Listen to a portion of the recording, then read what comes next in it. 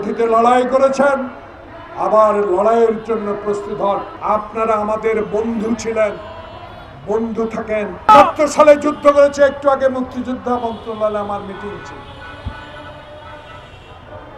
সেখানে জেনারেলদেরকে যারা যুদ্ধ করেছে আমাদের সাথে, পা দেখে পা ধরে সালাম করতে ইচ্ছা করছে। প্রিয় ভাইরা, যে যুদ্ধের মধ্য দিয়ে একটা দেশ পেলাম, সেই দেশের বিরুদ্ধে ষড়যন্ত্র করে সেই দেশকে ছোট করে একটি দেশের প্রতি তারা সমর্থন দিয়েছেন।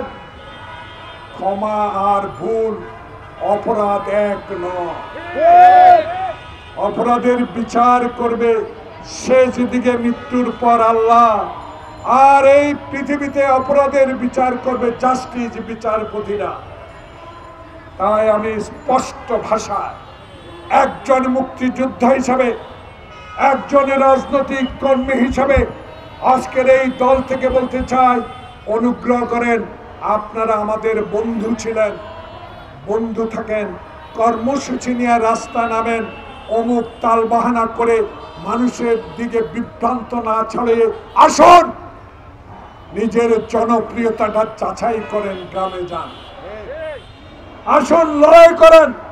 শেখ হাসিনার সাথে বন্ধুত্ব করে কয় সিট পেয়েছেন?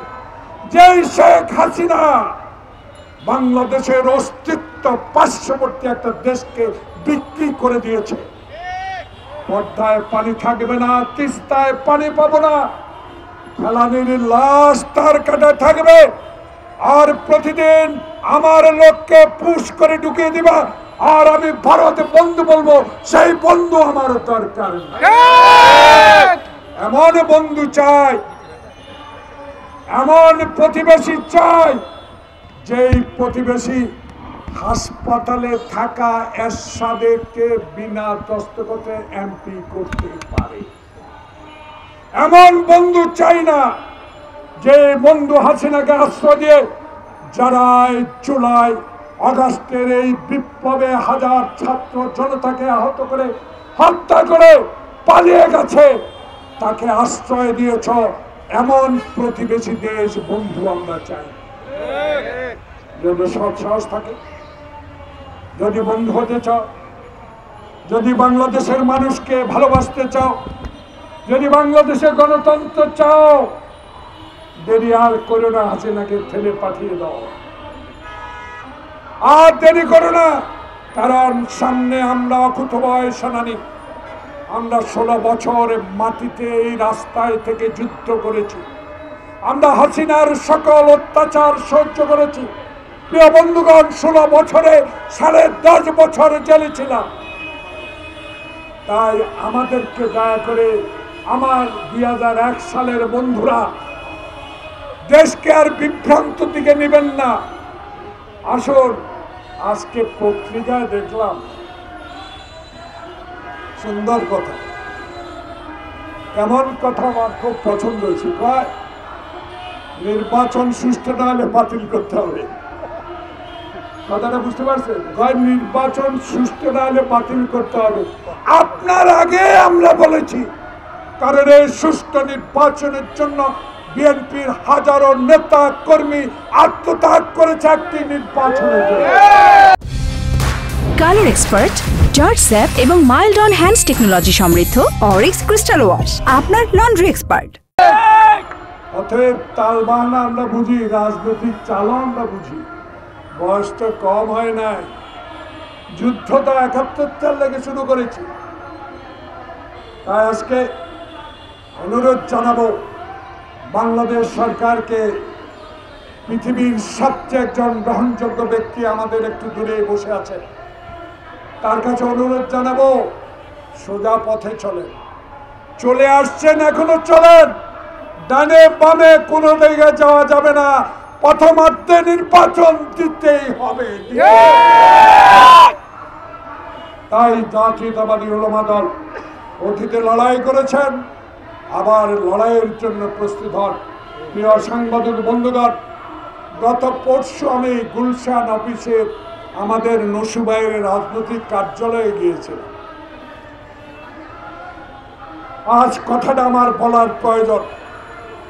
জানি না আমার এই কথাটা মিডিয়ার মাধ্যমে আমার নেতা তারেক রহমান সহ যারা 16টি বছর আমাদেরকে শক্তি দিয়েছে, 10,000 মাইল দূরে থেকেছে তারেক রহমান, আপনার পরশুর বক্তব্যে আমার চোখে দিয়ে পানি এসে। আপনি ক্ষমতা চান না, আপনি চান ঐক্য, আপনি চান মানুষের ভালোবাসা দিয়ে ক্ষমতায় যেতে। আপনি নির্বিচার একটি নির্বাচন চান। আপনি চান না দলে দলে ভাই ভাই আমরা একটি নমিনেশন নিয়ে ঝগড়া করি। আমরা চাই জিদের ভাত যেন গরু, জিদের ভাত যেন কুকুরে না যায়। তার এই বক্তব্য আমার এই রাজনৈতিক জীবনের চিরস্মরণীয় থাকবে বন্ধুগণ। আজকে এই উলামা দলের আপনারা 5 ওয়াক্ত নামাজ পড়ার লোক, মসজিদে আজান দেওয়ার অনেক লোক, মসজিদে জামাতে নামাজ পড়ার অনেক ইমাম সাহেব আছে। আমি অনুরোধ জানাবো, কথা শোনো, কে বেচতে নেবে এ কথা বললে ভোট এত সহজ নয়। ভোট শহীদ জিয়া থেকে শুরু করেছে এই দেশে শেখ মুজিবের কন্যাকে শেখ মুজিবেই ফেসিবাদ বানিয়ে দিয়ে গেছে। ভোট চুরি করছে, করে নাই শেখ মুজিব, গ্রেপ্তার করে আনে হত্যা করে নাই মানুষকে, নিজের বাসার ডাইনে বামে চোর বলে নাই, গোলাম মুস্তফাকে বলে নাই 6 কোটি কম্বলের মধ্যে আমার কম্বল কোথায়, ব্যাংক ডাকাতির কথা বলে নাই, হেলিকপ্টারে করে ভোটের বাক্স আনে নাই, 1 মিনিটে গণতন্ত্র শেষ করে নাই। সবই তোর শেখ মুজিব সাহেবের মাইয়া আপনার যা করেছেন, আপনার মেয়ে হাসিনাও তা করে ক্ষমতায় থাকতে চেয়েছে। জনতা এমন শক্তি, আল্লাহর দেওয়া শক্তি, সেই শক্তি দিয়ে আপনি বিতাড়িত হয়েছেন। তাই আমি শেষ আহ্বান জানাবো, আসুন আর হিংসা নয়, আর বিদ্বেষ নয়। 71 সালে যে যুদ্ধের মধ্যে দিয়ে বাংলাদেশ স্বাধীন করেছি, সেই যুদ্ধের কথা স্মরণ করে, সেই জুলাই আগস্ট বিপ্লবের কথা স্মরণ করে আসুন ভাইয়ে ভাইয়ে ঝগড়া না করে নিজের কর্মসূচি নিয়ে মাঠে গিয়ে নির্বাচনকে ব্যাহত করবেন না। নির্বাচনের প্রস্তুতি নেবার আহ্বান জানিয়ে সবাইকে ধন্যবাদ জানিয়ে, ওলামা দলকে ধন্যবাদ জানিয়ে, আমার নেতৃবৃন্দের নাম উল্লেখ করতে পারে নাই তাদের জন্য দোয়া চেয়ে বক্তব্য শেষ করছি। আল্লাহ হাফেজ। বাংলাদেশ জিন্দাবাদ।